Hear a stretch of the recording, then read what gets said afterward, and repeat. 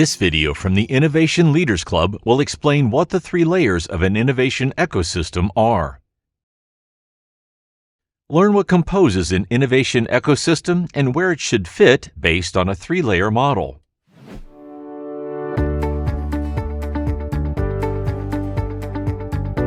We have developed a 60-page visual guidebook on how to develop an innovation strategy. It is a fully illustrated step-by-step guide to building the foundation of an innovation system. Click the link in the description below to download it for free. Let's look into the innovation ecosystem control span. Managing the innovation ecosystem requires recognizing the span of control over the various resources. The internal ecosystem, which includes everyone inside the organization, is under the domain of control. This means that it is easy to supervise them or assign them tasks within their scope of responsibilities. Then second and third layers involve the external ecosystem, which include partners and suppliers who need to be influenced in order to achieve the organization's objectives. This means an external ecosystem cannot be managed in the way that resources are managed internally. The domain of influence refers to using persuasion rather than giving direct orders. You must take into consideration the fact that your organization is competing against other organizations' innovations. Therefore, you must always behave in a mutual interest and only promote your organization's interest. Let's examine the internal innovation ecosystem as the first level of an ecosystem. In most cases, the members of an internal innovation ecosystem include the innovation professionals, the supporting functions, and the management team.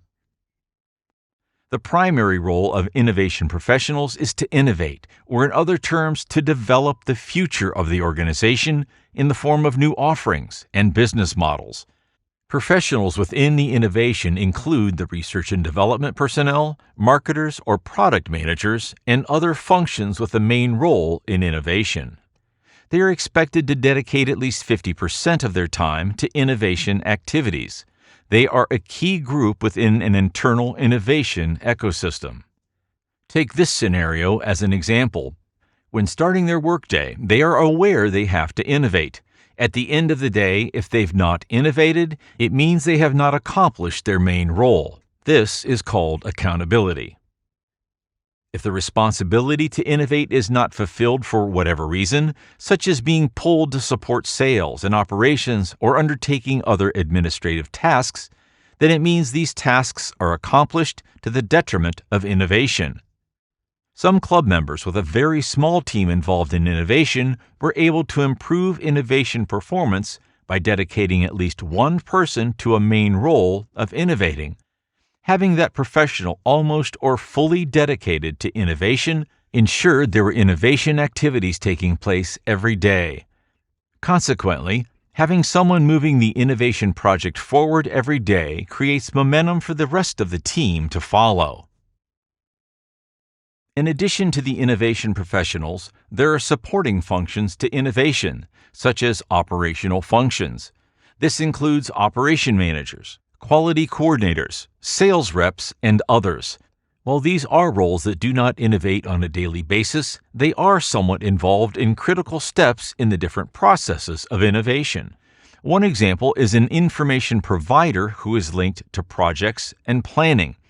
Their roles include providing guidance on operations, participating in design reviews, testing new offerings on current equipment, searching for key suppliers, and finally, overlooking specific operational tasks. Often, their role consumes less than 20% of their time on innovation as compared to innovation professionals who allocate more than 50% of their time. It is important to note to the customer that some supporting functions will be delivering innovation on a daily basis after the project is completed. This is also why their involvement is key during the development stage. In an organization with an innovation management system in place, the management team is tasked with a fair portion of around 5 to 10% of time allocated on innovation. Some of their roles include supporting the innovation within the organization, such as a sponsor, as well as making decisions in relation to projects and programs. When it comes to the organization's governance, the shareholders should have their eye on innovation programs that might be resource-intensive and require funding. This involves an overview of the innovation strategy, where it is heading, and the big programs that require most of the resources. However, the shareholders are usually not directly involved in this process when compared to the management team. The second layer of the innovation ecosystem is known as the closed external innovation ecosystem. The closed external innovation ecosystem is part of the ecosystem that regularly interacts with the organization to conduct its operation. This includes preferred suppliers, key customers, intimate partners, and others. They will be referred to as partners as they should be aware of their role and expected contributions to the innovation program. Partners are strategically chosen and are potential long-term relationships. The objective is to share knowledge and gather experience together. Such relationships should provide an economy of scale over time, since coordination efforts will be less demanding. Finally, partners who are part of the closed external innovation system is willing to share risk during the innovation development and deployment. Obviously, in return, the organization has to be ready to share the benefits of the innovation, including additional profit in some cases. Next, the third layer of innovation ecosystem is the extended external innovation ecosystem. The extended external innovation ecosystem are the stakeholders of the ecosystem with whom interaction with the organization is not required to conduct its current operation. To contribute, they must be solicited. Thus, interaction with them is punctual or on demand. For instance, the following are possible members of this layer of the ecosystem. Users who can be solicited to participate in concept testing. Suppliers that are not key in innovation activities and will supply materials or services as needed. Competitors can be considered in the ecosystem if they contribute to the standards development. Some club members have united their governmental grant requests through an entity that was formed with competitors to represent the industry. It eased governmental contributions to the industry by giving directly to such an entity. Development centers or research centers who are solicited for on-demand tests, specialized service providers, and others.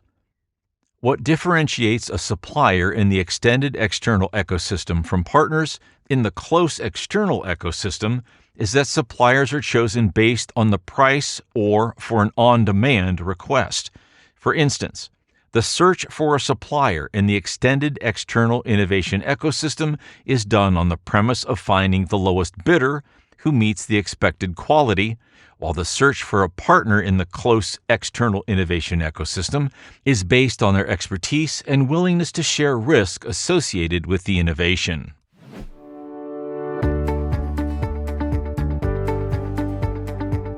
If you haven't already done so, you can get your hands on our popular 60-page visual guidebook for free. Click the link in the description below. Don't hesitate to watch the next video to learn even more about innovation management practices.